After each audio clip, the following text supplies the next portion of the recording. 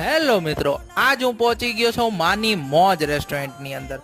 જો ભાઈ, તમે અટલ સરોવર આવો ફરવા અને તમને એમ થાય કે મારે ભાઈ નાના છોકરાઓને, મારા મિસિસને અને મારા પપ્પાને આ ત્રણેયને ગમે ને એવી થાળી જમવું છે।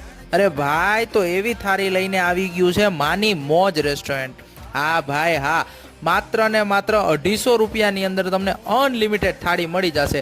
એમાં તમને સૂપ મળી જશે, ચાઇનીઝ ભેળ, શેઝવાન નૂડલ્સ, અરે ભાઈ પીઝાની અંદર 2 આઈટમ, પાણીપુરી મળી જશે।